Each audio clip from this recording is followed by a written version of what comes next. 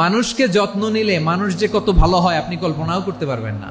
মানুষকে নার্চারিং করলে, মানুষকে পলিশ করলে, মানুষকে গ্রুমিং করলে, মানুষকে সঠিক তারবিয়া দিলে মানুষ অনন্য হয়ে ওঠে। প্রতিটি মানুষ অনন্য। মানুষকে আল্লাহ তাআলা দিয়েছেন অসীম ক্ষমতা। মানুষ যা কল্পনা করতে পারে মানুষ তা করে দেখাতে পারে। মানুষের কাছে অসাধ্য কিছু নাই, মৃত্যু ছাড়া, এক্সেপ্ট ডেথ। তোমার জন্ম হয়েছে জিতার জন্য, বিজয়ের জন্য তোমার জন্ম। মানুষের শুরুটাই হয় বিজয় দিয়ে। ওই 20 কোটি শুক্রাণুর প্রতিযোগিতায় সবাইরে পেছনে ফেলে সেদিন আমি সফল হয়েছিলাম, সেদিন আমি বিজয়ী হয়েছিলাম। সেদিন আমি এত ছোট ছিলাম, মাইক্রোস্কোপ দিয়েও আমার অস্তিত্ব টের পাওয়া যায় না।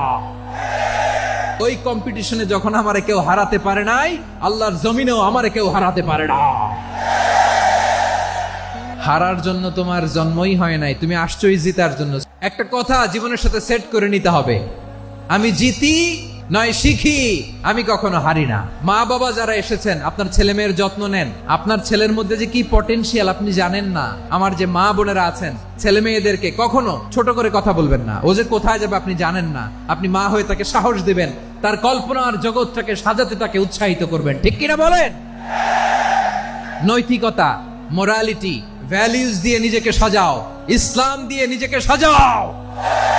কারণ আগামীর বাংলাদেশ ইসলামের বাংলাদেশ। তাহলে মানুষের চেয়ে সেরা কেউ হতে পারে? মানুষের চেয়ে অনন্য কেউ হতে পারে? মানুষকে কেউ হারাতে পারে?